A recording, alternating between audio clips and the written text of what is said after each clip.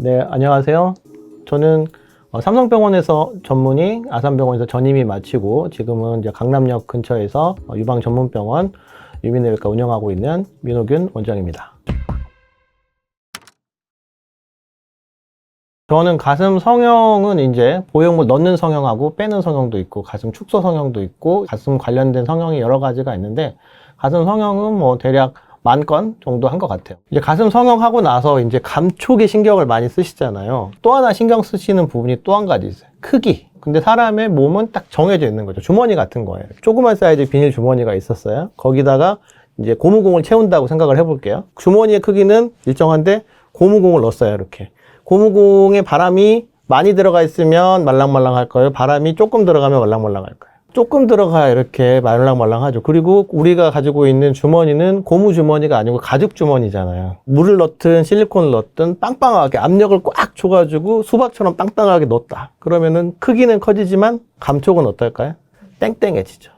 빵빵하게 넣었을 때 우리가 빵빵한 가슴이 보기는 좋지만 만졌을 때는 말랑말랑하진 않은 거죠. 그래서 감촉을 생각하신다고 한다면 크기를 포기하셔야 되는 부분이 있어요. 삐쩍 마른 사람이 큰 보형물을 넣었다. 그러면 가슴이 터질 것 같거든요. 이렇게. 그런 가슴들이 이제 가슴 터질 것처럼 빵빵하게 커져 있지만 만져보면 어떻겠어요? 감촉이 안 좋을 수 있고 보형물은 주로 유선 뒤에 들어갑니다. 우리가 만지는 거는 보형물 앞에 있는 유선 조직을 만지게 되는데 자기 가슴이 어느 정도 있었다라고 한다면은 뒤에서 밀어주는 실리콘 앞에 있는 유선 조직을 만지게 되기 때문에 자기 가슴이 수술 전에 조금이라도 아주 조금이라도 많이 있었던 분들은 가슴 성형 수술 후에도 감촉이 충분히 좋은 거죠. 그런데 너무 가슴이 없었어요. 정말 만졌다라고 하면은 아무래도 보형물이 들어간 가슴을 만졌을 때 피부에서 보형물 사이에 조직이 없기 때문에 바로 보형물이 만져지는 경우가 있겠죠. 그래서 이 보형물 앞에 있는 자기 조직이 부족한 분들은 크기가 커지면 커질수록 자기 감촉이 떨어질 수밖에 없다라고 생각을 하시면 되겠습니다.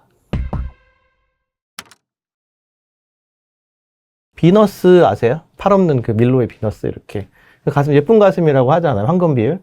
근데 그 사이즈로 가슴 성형하면 그 병 망할 거예요. 아마. 그 정도 사이즈는 아마 제가 생각하기에 꽉 찬 B컵? 제가 처음 가슴 성형을 시작한 게 2000년 초반이거든요. 한 10몇 년 됐는데 그때 이제 우리나라에 가슴 성형 보형물이 들어온 게 한 2007년, 8년 정도 돼요. 실리콘 보형물 말하는 거죠. 그때는 300cc가 기준이었어요. 300cc. 300을 넘어가면 너무 큰 거 아니에요, 선생님? 300은 해야지. 막 이러면서 이렇게 300cc를 기준으로 했는데 300에서 플러스 마이너스 들어가게 되면 그 정도 사이즈가 나오는 거예요. 비너스 같은 모양. 근데 비너스 같은 모양이 엄청 크다 이런 느낌은 아니거든요. 요즘 가슴 성형하러 오는 그 여성분들하고 이야기를 해보면 좀 큰 가슴 해주세요 그러는데 사실 그 가슴이 실제로 롤모델이 되는 사람은 비너스가 아니고 원피스 아세요? 만화 원피스?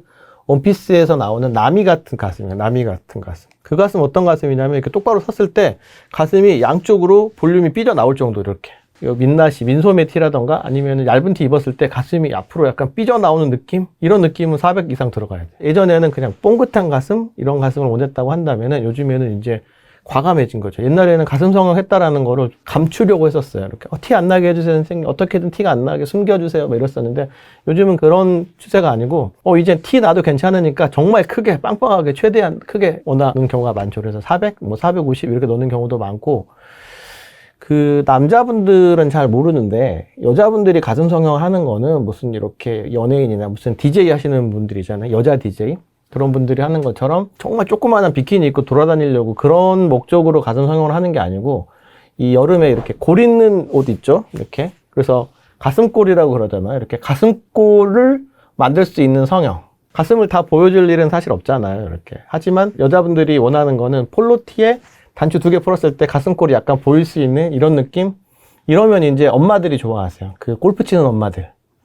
골프 치는 엄마들이 이제 골프 치면서 약간 그 노출 있는 몸매가 드러나는 옷을 입었을 때 이제 가슴골이 조금 보일 수 있는 이런 느낌? 그래서 골프 선수들 수술 많이 하시거든요.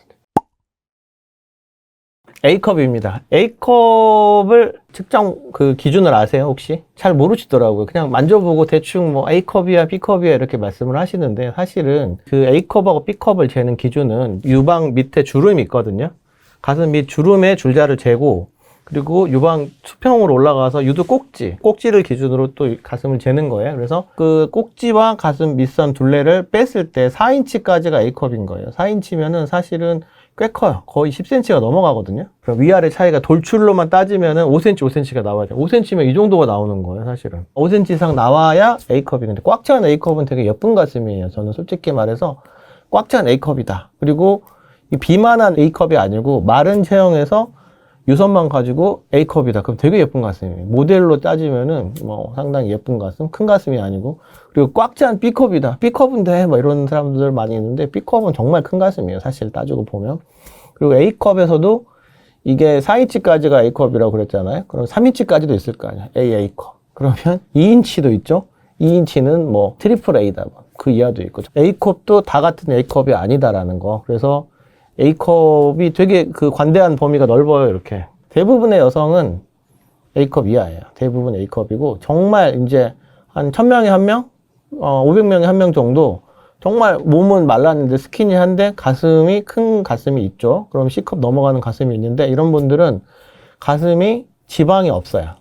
지방이 없고 순수 유선으로만 구성되어 있는 아주 특이 체질을 가지신 분들이 있어요. 그런 분들은 정말 원피스 나미 같은 정말 허리는 정말 삐쩍 말랐는데 가슴이 섬유질로 구성된 유선 조직이 많이 있는 거죠. 이런 분들은 정말 드물게 있지만 이거는 유니콘 같은 존재입니다. 이런 게 흔치 않아요. 그래서 대부분의 한국 여성분들은 A컵이다. 저는 한 8, 90% 정도는 비만하지 않으면, 비만해서 커진 가슴하고 그냥 가슴만 큰 경우는 좀 다르기 때문에, 가슴이라고 하는 거는 이제 유선 조직을 말하는 경우가 많기 때문에 이런 경우는 A컵이 많다라고 생각하시면 되겠습니다.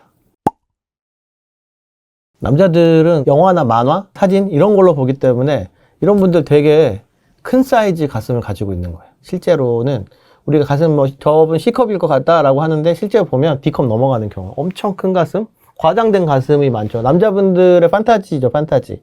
판타지를 충족할 수 있는 가슴은 동양 여성분들은 별로 없어요. 남자들이 크다라는 개념이, 우리 보통 남자들은 엄청나게 큰 가슴, 나미 같은 가슴, 이 정도 가슴이 커야 크지라고 하는데, 그래서 여성분들은 대부분 연예인이라던가 보여지는 직업들 같은 경우는 큰 가슴을 선호하고, 예전에 저한테 수술받은 이제 연예인이 한 명 있었는데 정말 가슴이 예쁜데 가슴이 작으셨거든요. 수술을 했어요. 이렇게 아주 자연스럽고 되게 감촉도 좋고 본인 가슴도 어느 정도 있었으니까 좋았단 말이에요. 그래서 근데 그분이 걸그룹을 갔는데 다른 걸그룹 그 멤버들이 가슴 만져보더니 이렇게 너무 잘 됐으니까 감촉이 언니 가슴 예쁘고 좋은데 아이돌 하시려면은 좀 더 키우셔야겠어요, 이렇게 말을 한 거예요. 이렇게 수술 안 한 줄 알고. 그러니까 그분은 나중에 가가지고 엄청 400이 넘는 가슴을, 이따 큰 가슴을 다시 다른 병원 가서 하고 오신 거예요. 그래가지고 이런 큰 가슴을 다 하고 왔다가 너무 불편한 거죠, 이렇게. 그래가지고 다시 저한테 이제 선생님 중간 사이즈로 다시 바꿔주세요 해가지고 그분 가슴 성형만 3번 하신 거죠. 그렇게 하는 경우도 있었어요. 환자 중에 뭐 기억에 남는 환자들 많이 있죠. 많이 있는데, 예전에 그 약간 글래머 배우였던 유명했던 누나 있어요. 저희 직원들은 모르더라고요. 저는 딱 보고 알았죠. 옛날에 방송 나오셨던 분 아니시냐고. 저 그 방송 그만둔 지도 오래됐는데 뭐 어떻게 알아보시냐면서, 제가 나이가 많아요. 그래서 만났던 분 있는데, 이제 되게 오래전에 수술을 하셨죠. 몇십 년 전에 수술을 하셨는데 이 보형물이 터졌죠. 이제 오래되니까 터져가지고 제가 다 제거해드렸는데, 이제 저 연예인 DC 안 해주거든요. 근데 연예인 DC 해드렸어요. 근데 뭐, 그리고 A급 걸그룹입니다. 누구라고 말하면 다 알만한 걸그룹인데, 이제 보형물을 이제 수술하고 나서 제거를 하셨어요. 제거를. 이거 제거 안 하면 안 되냐고, 이렇게 또 아이돌 하셔야 되는 거 아니냐 그랬더니 하기 싫다고, 자기는 안 하겠다고 그러면서 보형물을 제거해달라고 하더라고요. 그래서 지금 활동하는지 안 하는지는 노코멘트입니다. 세 번째는 여유증 한 친구인데 딱 18살 되자마자 왔어요. 18세. 이 친구가 초등학교 6학년 때부터 가슴이 너무 커가지고 초등학생 때부터 이제 2차 성징이 일어나는데 가슴이 정말 크더라고. 엄마랑 둘이 사는데 너무 가슴이 커진 거예요. 그래가지고 진짜 너무 가슴이 커져가지고 근데 이거를 수술을 하고 싶은 거죠. 그래서 여기저기 병원을 찾아봤는데 이제 얘가 당장 수술을 못 한다는 걸 안 거예요. 자기 나이가 안 차서. 그리고 기다려야 된다라는 걸 알고 6년 동안 계속 찾으면서 저한테 수술 받아야겠다. 그래가지고 저를 6년 동안 이렇게 검색을 날마다 했대요. 이렇게 이 선생님이 어디로 갔나. 그 사이에 제가 병원을 옮겼거든요. 이렇게 걱정하고 있었다는 거예요. 선생님은 저를 모르시겠지만 저는 선생님을 6년 동안 날마다 검색을 해서 오늘 수술 받는 게 너무 좋다는 거예요. 저한테. D컵 정도 됐었거든요. 정말 큰 가슴이고 여기는 지방도 없고 유선이 이렇게 많이 있었던 그런 친구인데 겨드랑이로 다 제거해줬죠. 그럴 때 너무 좋아하더라고요. 그리고 제가 이제 여유증 수술도 많이 하지만 성전환 수술도 많이 하거든요. 여성에서 남성으로 성전환을 원하는 환자분들이 가슴을 제거를 해야 이제 성전환 법적으로 전정이 되거든요. 아직까지는. 성전환 열방 절제 수술을 제가 우리나라에서 꽤 많이 하고 있는데, 일본에서 이제 젊은 그 분이 오셨더라고요. 저한테 수술 받으시려고. 어떻게 오셨냐? 저 일본에 광고한 적도 없는데 그랬더니 이분이 네이버를 이렇게 번역기로 번역을 해가지고 한국에 있는 그 성전환 수술하는 병원을 찾아가지고 여기는 겨드랑이로 이제 여자분들 가슴 제거해주는 성전환 수술하는 병원이라는 걸 알고 일본에서 찾아오셨더라고요. 그래가지고 같이 일본어로 번역기 놓고 수술하고 갔는데, 아무튼 이제 글로벌한 세상이 되어서 더 열심히 해야겠다, 뭐 이런 생각을 하고 일을 하고 있습니다. 저희가 이제 지금 많이 사용하는 보형물은 이렇게 껍데기 실리콘 안에 충전하는 실리콘 겔이 있어요. 이런 형태가 주로 사용하는 보편적인 보형물 형태예요. 이건 1960년대에 나온 보형물이고, 엄마들 보면은 가끔 옛날 이렇게 무슨 목욕탕, 안마시술소, 미장원 이런 데 뒷방에서 몰래 이렇게 주사 맞는 경우 있어요. 꽤 많아요. 이거 뭐냐면 1950년대 중후반에 일본에서 많이 유행했던 거. 가짜 실리콘이라고 하는데, 이거 공업용 실리콘도 있고 파라핀도 있고 이상한 약물들을 주사로 이렇게 콕콕콕 찔러가지고 온 가슴에다가 찔러서 맞는 사람들이 있었단 말이에요. 이거 진짜 많거든요. 지금 이거 하시면 안 돼요. 이게 이제 불법이거든요. 의료인이 아닌데 사람 몸에다가 찌른 것 자체가 불법인가 동시에 이 재료라는 것들이 대부분 출처가 불분명한 재료들을 많이 사용하거든요. 그러면서 몸 안에 들어가면 커지긴 하는데 가슴이 다 늘러붙어가지고 아무것도 안 보여요. 아무것도. 유방 촬영을 해도 안 보이고 유방 초음파를 해도 안 보이고, 실제로 이거 넣었는데 막 혹이 커져가지고 가슴을 피부 쪽으로 뚫고 나와서 그 뚫고 나온 혹을 저희가 조직 검사를 했더니 여기서 유방암이 나온 경우가 있어요. 이걸 받으시면 절대 안 됩니다. 가슴에다가 실리콘을 그 주사로 가슴 키우는 건 거의 없다고 보시면 돼요. 이렇게 꼬시더라고요. 의료용 콜라겐, 의료용 실리콘이니까 주사 몇 방이면 다 의사들도 나한테 맞고 가고 되게 좋으니까 엄마가 딸한테 시켜주는 경우도 있고 이렇게 하는 경우인데, 병원 아닌 곳에서 주사로 가슴을 키우는 가슴 성형은 절대 하시면 안 됩니다. 그리고 이거 하고 나서 문제가 생기신 분들은 실제 가슴을 다 도려내야 돼요. 잘라내야 되고, 안 그러면 진짜 유방암이 생기는 경우도 있기 때문에 최대한 검증된 장비를 통해서 정확하고 안전한 방법으로 가슴 성형을 진행하셔야 됩니다. 이제 가슴 성형하고 나서 이제 제일 초반에 생기는 부작용은 출혈이에요. 출혈. 피가 나는 경우가 많아요. 가슴 성형하고 아픈 경우도 출혈 때문에 아픈 경우가 많아요. 가슴 성형이라는 게 이제 미국 사람하고 한국 사람하고 체형이 다르니까, 미국 사람은 큰 거를 더 크게 만들려고 하는 경우가 많고, 한국 사람들은 거의 가슴 사이즈가 없는데 거기에 이제 억지로 집어 넣어야 되니까 공간을 만들기 위해서 근육 뒤에다 넣거든요. 그럼 근육을 잘라야 돼요.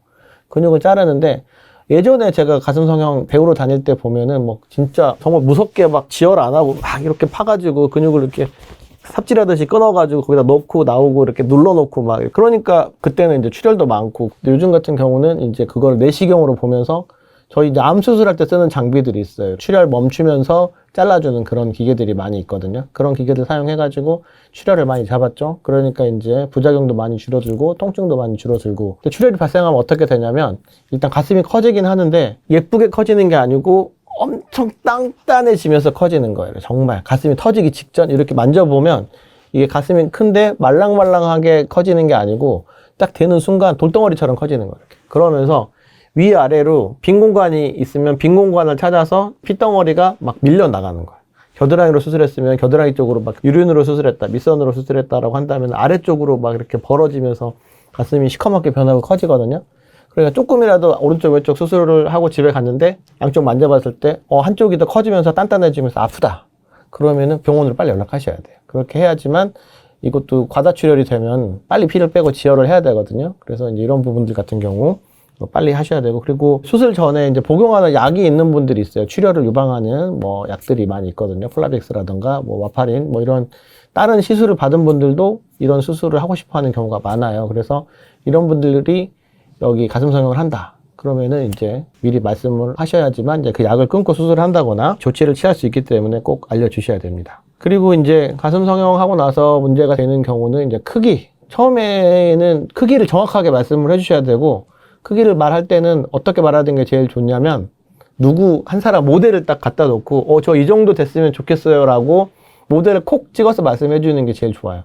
말씀을 해주시면 이제 그 부분에 따라서 수술을 할 수가 있죠. 그래서 너무 가슴이 크다라고 걱정하시는 분들은 대부분 한두 달 지나면은 거기에 적응하고 사시더라고요. 근데 너무 작았을 때 생각하는 것보다 소심하게 저는 좀 뭐 크지 않아도 괜찮아 이렇게 말했는데 이렇게까지 안 큰 건 아니었었는데 수술하고 나서 이제 되게 아쉬워하면은 이제 의사 선생님하고 이제 서먹해지고 나중에 결국은 다시 수술을 하게 되거든요. 그래서 크기를 확실하게 말씀을 하셔야 돼요. 저는 정말 컸으면 좋겠습니다. 뭐 가슴 촉감이나 이런 거는 둘째 문제고 그냥 일단 컸으면 좋겠습니다 라고 하던가 아니면은 적당히 예쁜데 크게 해주세요. 뭐 이런 거는 조금 어려워요. 너무 큰 거에 들어가면은 만졌을 때 촉감이 떨어질 수밖에 없거든요. 이런 분들 같은 경우 이제 너무 크게 하게 되면 이제 그 박리 범위가 넓어지는 거죠. 이렇게. 그래서 위치도 달라질 수 있고.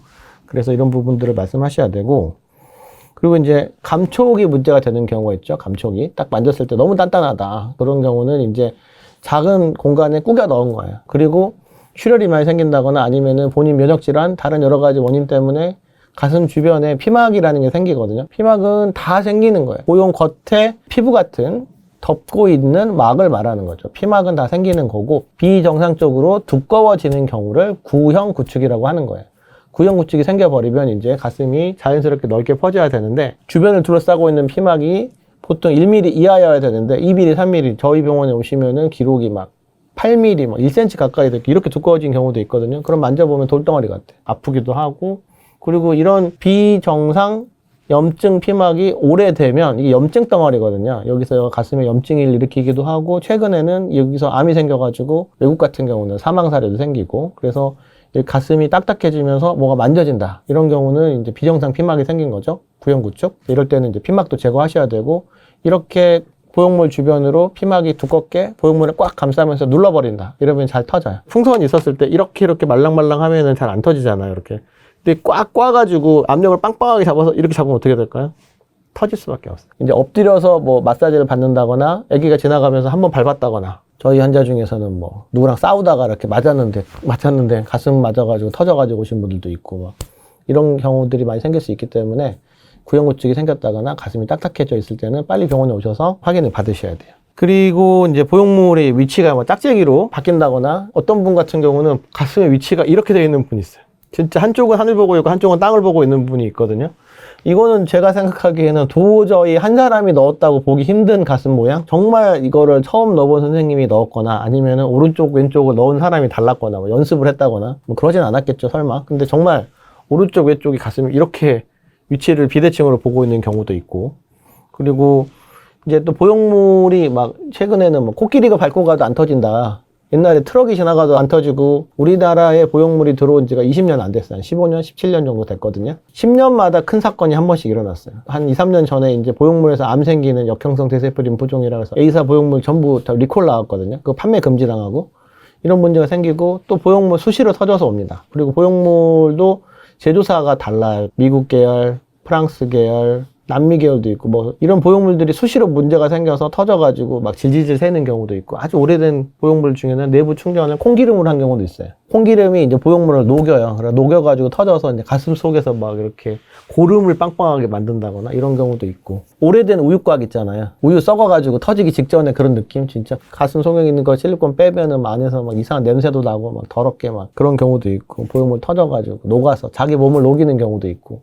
출처 불분명한 보형물을 넣어가지고 계시는 분들이 있어요. 또 해외에서 오래 거주하셨던 분들, 외국 넘어가서 수술받고 오신 분들도 있었거든요. 이렇게 다 보형물도 지금 시리얼 넘버하고 제조 회사가 다 적혀 있거든요. 우리 핸드폰 사면 이렇게 어디 거다라고 알고 있는 것처럼 보형물을 선택하실 때는 꼭 보수적으로 오래되고 유명한 회사가 보형물은 좋습니다. 그래서 여러 가지 파열, 이런 부작용 문제 이런 거 잘 꼼꼼하게 이 보형물의 상태를 진단하려면 우리가 가슴 성형할 때 쓰는 초음파가 필요하거든요. MRI가 좋긴 하지만 그 한 번 찍을 때마다 1시간 넘게 걸리는데 진단하고 치료까지 같이 진행하시려면 초음파가 꼭 필요하거든요. 근데 그 가슴 성형 많이 안 하는 선생님들 같은 경우는 보형물에 문제 있을 때 이거 빼기 쉽지 않거든요. 이거 건드리면 잘못하면 뭐 몇천만 원 단위 손해배상 문제가 생길 수 있기 때문에 보형물 AS가 가능한 병원에서 가슴 성형의 관리, 치료, 뭐 재수술까지 한꺼번에 진행하시면 좋을 것 같습니다. 운동하셔도 돼요. 운동하셔도 되는데 가슴 성형하고 나서 보형물 밑빠짐이라는 게 있거든요. 그런 거 들어보셨나요? 보형물이 내려가요. 예쁜 가슴은 보형물이 제일 돌출된 부분하고 가슴이 제일 돌출된 부분이 있잖아요. 가슴이 제일 돌출된 부분이 유두라고 한다면은 보형물이 살짝 조금만 아래에 있는 게 그 물방울 모양으로 예쁘거든요. 근데 뭐 유명한 여자 배우들 러닝머신 멋지게 타잖아요. 그런 거 레깅스 입고 탁탁탁 타는데 그거 하실 때 가슴이 출렁출렁출렁 거리면서 이런 걸 한단 말이에요. 가슴 성형을 해도 그거 안 좋아요. 하시면 안 돼요. 하실 때 어떻게 해야 되냐면 나이키 가시면 스포츠 브라가 A, B, C가 있어요. 꽉 잡아주는 정도가 있는데 그 B 이상 쓰셔야 돼요. 올림픽 나가는 여자 선수들 가슴 꽉 동여 매고 나가거든요. 이렇게 출렁거리면은 경기력에도 지장이 있기 때문에 가슴 성형 하실 때 운동을 하셔도 되는데 운동하실 때 특히 뭐 골프라든가 테니스, 러닝 이 주기적으로 스텝을 밟을 때마다 가슴이 위아래로 진자 운동을 하는데 그 진자 운동을 할 때 누적이 되면은 보형물이 잡아주는 조직들이 흔들리면서 보형물이 아래로 빠지게 돼 있어요. 중력 때문에. 그렇기 때문에 꼭 가슴 성형 하신 분들이 운동할 때 뭐 필라테스 같은 건 상관이 없는데 러닝을 하신다, 테니스를 한다, 스포츠 브라를 하고 운동을 하셔야 돼요. 가슴 성형을 하고 나서 보형물이 제일 많이 터지는 거는 모유 수유 때문에 그런 거예요. 제일 많이 터져요. 진짜로. 가슴 성형 하신 분들이 가슴이 이제 커 있는 상태에서 공간이 많은 분들이 좀 더 키우려고 뭐 밑거짐이라든가 이런 거를 보충하려고 성형하신 분들은 상관이 없는데 워낙 작은 가슴에서 지방은 없고 유선만 있는데 그 가슴을 키우고 싶다. 가슴 성형을 했어요. 근데 이제 결혼을 했어. 결혼해서 임신을 하면 어떻게 되냐면은 가슴에 공장이 이제 가동을 하는 거예요. 거기서 모유가 생산이 되면서 유압이 생긴 거예요. 유압. 그 유압이 점점 그 모유가 늘어나면서 가슴을 누르는 거예요. 그런데 이제 눌리니까 이 유관이 짜부러지면서 모유가 안 나와요. 그럴 때는 이제 마사지를 해줘야 되는데 이거를 그 마사지 전문 샵이 있어요. 마사지 샵. 거기 가면 이렇게 쪄요. 이렇게. 빨래 짜듯이 짜더라고요. 그러면 이제 가만히 있어도 압력이 올라가서 터질 수 있는 보형물 상태가 되어 있는데 이렇게 한꺼번에 짜면서 가슴에 압력을 주면 보형물 터집니다. 그래서 이 가슴 성형 하신 분들이 제일 위기가 언제 찾아오냐면 임신과 모유 수유할 때 그때 찾아오기 때문에 그때 모유가 안 나온다. 그러면 병원으로 오세요. 저희 병원으로 오시면 저희처럼 가슴 성형하고 유방암이라든가 유방 질환 진료를 많이 하는 병원에서는 그 모유 마사지까지 해드릴 수 있으니까 아무 데나 가지 마시고 괜찮아요 하면서 모르잖아요. 이게 터졌는지 안 터졌는지. 옛날에 그것도 나왔었잖아요. 모유 수유하는데 가슴에서 이렇게 모유 터져가지고 실리콘 이렇게 나와요. 막 그게 그런 거예요. 이렇게 아마 터트리고 막 그러면서 유관이 늘어나 있는데 이쪽으로 섞여 들어가서 모유가 나온 거죠. 모유 안에서 막 실리콘 나와가지고 젖꼭지에서 이렇게 실리콘 나오고 막 그랬었거든요. 그래서 그런 부분들 조심하셔야 됩니다. 상관없어요. 직후에만 안 하시면 돼요. 직후에만. 그게 이제 안정될 때까지. 근데 저는 좀 한 달 정도 조심하셨으면 좋겠어요. 한 달 정도. 근데 예전에 이제 저희 환자 중에 이렇게 수술한 지 얼마 안 돼가지고 스키장에 가셨는데 갔다 와서 보니까 이 절개한 부분이 이렇게 염증이 이렇게 골마 있더라고 이렇게. 그래서 다 그거 잘라내고 다시 꼬매드려서 되게 잘 되긴 했는데 아무것도 안 하셨다고 하는데 저는 거기에 이제 남자친구분이랑 거기 어디인가를 가셨는데 뭔가 물에 닿지 않았나. 이게 하면 안 된다가 아니라 처음에는 5cm 정도 잘랐거든요. 이렇게 피부를. 요즘은 4cm, 작게는 3cm까지도 자르는데 3cm는 너무 작은 것 같고 저는 한 4cm 정도가 적당하다고 생각하거든요. 겉으로 볼 때는 4cm면 솔직히 손가락 2마디도 안 되거든요. 이렇게. 근데 겉으로 보이는 상처가 적더라도 안쪽에서는 근육을 절개하는 과정이 포함되어 있기 때문에 수술하고 나서 과격한 운동 이렇게 하다 보면 출혈이 생길 수도 있고 또 끝나고 나면 물이 닿을 수도 있고 하기 때문에 이런 성관계라든가 이런 과격한 운동하고 나서 우리 헬스장 가서 운동하고 나서 샤워하셔야 되잖아요. 이렇게 땀이 찬다거나 뭐 이런 건 좋지 않기 때문에 안정되는 거 저는 한 4주 정도 좀 조심하셨으면 좋겠어요. 술 먹는 것도 그렇고 좀. 근데 또 안 지키시더라고요. 이제 남자 가슴 성형 1위는 여유증이에요. 여유증은 남자 가슴이 여성화 되어 있다라는 뜻이죠. 그러면 여성화 되어 있는 가슴이 남자한테 있다라는 건데 겉으로 보이는 모양만 여자 같은 게 아니라 실제로 모유 나와요. 남자한테도 모유 나옵니다. 진짜. 그래서 안 나올 줄 알고 남자가 무슨 모유가 나와. 근데 남자가 모유가 안 나오는 이유는 왜 안 나올까요? 임신을 안 하기 때문에 안 나오는 거예요. 그러면 바꿔서 말하면 임신과 비슷한 상태를 만들면 남자가 모유가 나올까요? 안 나올까요? 나와요. 이런 분들은 유즙을 분비하는 호르몬이 올라가 있기 때문에 이 모유가 나오는 건데, 바꿔 말하면은 남자도 유즙이 분비될 수 있는 조건만 맞춰주면 여성처럼 모유를 만들어낼 수 있다라는 거고, 그렇게 된다면 남자도 여성 호르몬에 계속 노출이 되면 이런 분들은 나중에 가서 유방암이 발생할 수 있어요.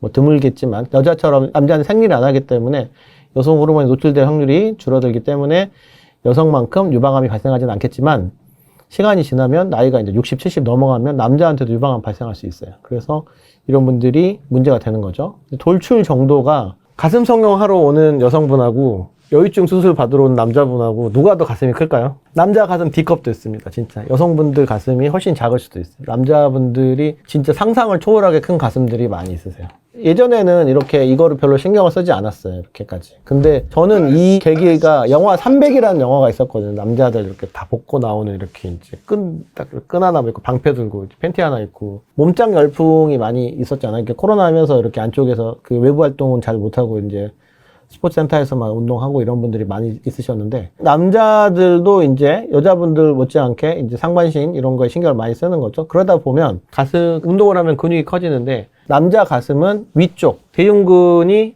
이쪽으로 이 쇄골하고 붙여서 팔과 대흉근이 쇄골 사이에서 가슴으로 이어지는 이 라인이 있거든요.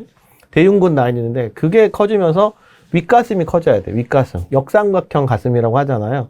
역삼각형처럼 거꾸로 커져야 되는데, 역삼각형의 아래쪽에 뭐가 있냐면 유두가 있어요. 유두 쪽에 유선이 계속 덩어리가 잡혀 있는 거죠. 잡혀 있으면 몸을 운동을 통해서 키우더라도 근육이 커졌을 때 역삼각형이 안 돼요. 아래쪽이 계속 밀고 나오면서 여자처럼 가슴이 커지는 거예요. 그러니까 운동을 하면 할수록 오히려 앞에 있는 유선 조직이 앞으로 밀려 나오면서 여성화 되면서 이 넓은 옷 입었을 때 꼭지가 계속 앞으로 더 나오는 거예요. 운동을 하면 할수록 자기는 윗가슴이 나왔으면 좋겠는데, 그래서 유두가 튀어나오니까 싫은 거죠. 운동할 의욕 상실이 되는 거죠. 동기 상실되고. 그래서 이제 몸짱붐, 이렇게 바디빌딩, 헬스 이런 그 유행이 진행될수록 남자분들이 가슴 라인에 신경을 많이 쓰시는 거예요. 그리고 남자분들이 좀 여유증이 생기는 이유 중에 하나가, 여자가 제일 싫어하는 남자 두 가지 있잖아요. 이렇게 배 나온 남자. 그리고 1등이 뭔지 아세요? 탈모. 대머리 남자 싫어하잖아요. 대머리 제일 싫어해요. 아무리 잘생겼어도. 그러니까 머리가 빠지는 탈모에 되게 신경을 많이 쓰는데, 탈모약의 대표적인 약들이 여러 가지 있죠. 그런 약들이 대부분 이제 남성 호르몬의 반응을 억제하는 거예요. 여자분들은 탈모가 별로 없지만 남자들이 탈모가 많잖아요. 그 대부분 이제 남성 호르몬이 탈모와 관련이 있다라고 해서 그걸 많이 하는데, 탈모약을 많이 먹으면 탈모는 조금 줄어드는데 대신에 가슴이 커지는 거예요. 여유증 있는 남자, 탈모 있는 남자 누가 좋으세요? 둘 다 싫잖아요. 그러니까 탈모약은 탈모약대로 먹고 여유증을 수술을 하는 거죠. 그래서 이 여유증 수술을 하면은 이제 탈모약을 계속 복용해도 되냐? 가능하죠. 왜 그러냐면 탈모약은 없는 조직을 새로 만드는 게 아니고, 이 종이장처럼 얇은 유선 조직을 이렇게 두껍게 만드는 게 이 약물의 부작용이기 때문에, 이 약물에 반응하는 조직 자체를 잘라내버리면은 다시는 재발하지 않는다는 거죠. 그래서 여유증 수술이 제대로 됐으면은 탈모약을 계속 복용하셔도 된다라는 거죠. 이제 비만하고 관련이 있는 거죠. 비만이 관련되면은 이제 살쪘을 때, 여유증은 이제 환경 호르몬이라던가 여러 가지 원인이 있어요. 이렇게 우리 몸을 자극하는 호르몬들이 늘어나면 여유증이 생기는 거죠. 그럼 바꿔 말하면, 그럼 살 빼면 여유증 없어지나요, 선생님? 근데 이거 어떻게 생각해야 되냐면, 들판에 이렇게 비가 막 내리면서 지방과 유선이 같이 자라는 거죠. 우리가 풀도 자라지만 나무도 자라거든요. 이렇게 단단한 나무들도. 나무가 유선 조직, 섬유 조직 같은 거예요. 섬유 조직이고, 풀은 그냥 지방이라고 생각을 해볼게요. 이렇게 같이 자랐어요, 이렇게. 그런데 우리가 운동을 한다는 거는 몸에 불을 지르는 거예요. 에너지 소비를 통해서 지방을 연소시키는 거죠. 근데 지방을 연소시키는 거는 풀만 없애는 거예요. 불이 한번 지나갔다고 해서 큰 나무가 없어지겠어요? 섬유 조직은 남아있는 거예요. 그래서 바디빌더들 보면 한 자릿수 체지방을 가지고 있지만 이 근육이 이렇게 딱 잡고 있는데 이 유두만 볼록 튀어나온 사람들이 너무 많아요. 본인들은 이제 알고 있는 분도 있고 모르고 있는 분도 있고, 저희 병원에 바디빌더들, 국제대회 나가는 그 선수급 바디빌더들 되게 많이 오세요. 여유증 수술하고 가시고 그렇습니다. 그러니까 여유증 수술은 유방에 있는 유선 조직을 다 제거하는 거예요. 우리가 유선 조직을 다 제거하는 수술은 유방암 수술이죠. 유방암 수술. 근데 유방암은 죽고 사는 문제이기 때문에 이렇게 피부를 다 이렇게 조려내고 수술하고, 이렇게 크게 째기도 하고 뭐 많이 째고 수술해도 그거 안 할 수는 없어요. 죽고 사는 문제이기 때문에. 근데 여유증 수술도 일반적으로는 그렇게 하죠. 유륜을 이렇게 반도막내서 그 주변에 있는 유선 조직을 꺼내고 뭐 주변에 있는 지방을 좀 제거를 해준다거나 이렇게 수술을 해서 많이 해왔어요. 근데 여유증 수술하고 나서 문제가 너무 많은 거죠. 유방암 수술처럼 흉터가 남는 거예요. 이렇게 아무리 작게 한다고 해도 흉터가 보이는 거죠. 뭐 저기 남자친구 뭐 있으면 오빠 여기 있는 수술 자국 뭐야 이렇게 물어볼 거야. 흉터가 큰데 이거 왜 양쪽에 두 개 다 이렇게 표시가 있어. 나는 유선 조직이 증가하는 여유증이 있었기 때문에 이 수술을 받았단다. 뭐 이렇게 뭐 자랑스럽게 말하고 싶지는 않을 거 아니에요. 그래서 흉터가 안 보이면 좋죠. 그래서 요즘 수술은 대학병원에서도 유방암 수술할 때 앞으로는 안 보이고 이 겨드랑이 쪽을 통해서 유선을 제거하는 로봇 수술을 많이 하거든요. 여유증 수술도 마찬가지죠. 이렇게 흉터가 안 보이게 겨드랑이 털을 밀고 안 보이는 쪽을 통해서 유선을 전부 제거해주는 겨드랑이 절개 여유증 수술을 하면서 흉터를 가리는 방법을 개발을 했죠. 얼마든지 사이즈에 관계없이 큰 여유증도 흉터를 안 보이게 제거를 하는 거죠. 겨드랑이 털 속에 뭐 남자친구가 있다고 했을 때 겨드랑이 털을 볼 적 있나요? 이렇게 겨드랑이까지 막 뒤져가지고 막 흉터를 찾고 그럴 일은 없잖아요. 이렇게 딱 봤을 때 여유증 수술이라는 거는 남자분들 같은 경우는 언젠가는 이게 상반신을 노출할 수 있는 가능성을 염두에 두고 하는 수술이기 때문에 남자는 노출 다 할 수 있잖아요. 이렇게 그래서 흉터가 안 보이는 수술을 많이 하고 있죠. 그래서 우리나라에서는 이 부분은 제가 좀 많이 하고 있고요.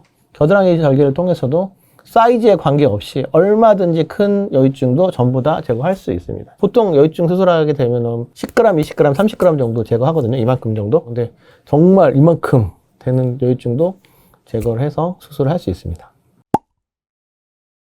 너무 어린 사람들. 여유증이라는 거는 크게 병이 아니에요. 이거는 생리적인 변화고 우리 모든 사람은 여유증을 겪어요. 언제 겪냐면 갓난이 때. 갓난 애기들은 가슴이 뽕긋하잖아요. 이렇게 미슐린 타이어처럼 엉덩이도 볼록하고 배도 볼록하고 가슴도 볼록하고 남자여자 관계없이 볼록볼록 하거든요. 왜 그러냐면 그 뱃속에 있을 때 엄마의 여성 호르몬이 넘어가기 때문에 그런 거예요. 남자애들도 엄마 뱃속에서 갓 나왔을 때는 엄마의 여성 호르몬이 자기한테 남아있는 거예요. 그러니까 가슴이 이렇게 뽕긋 귀엽잖아요. 이렇게 뽕긋하고 그게 이제 점점점 커지면서 세반을 통해서 건너왔던 엄마 여성 호르몬이 빠져나가고 이제 모유 끊고 이제 뭐 이유식 먹고 밥 먹고 하면서 이제 아기가 살찌면서 이제 쭉 마르죠. 그러다가 언제 또 가슴이 커지냐면 이제 2차 성직 나올 때, 그때 키 클 때, 중학생 때. 그래서 중학생 때도 많이 커지는 애들이 있긴 한데 이때는 수술하면 안 돼요. 보건복지부 이제 공고상 만 18세 이전에는 여유증 수술했을 때 보험이 안 돼요. 보험이 안 되고 18세가 넘으면 그때까지도 진단이 돼 있다. 지속되어 있다. 그럴 때만 수술을 하게 돼 있기 때문에 너무 어린 사람들은 수술을 하시면 안 됩니다. 그렇게 해서 만 18세 지난 다음에 수술을 진행하시면 되겠습니다.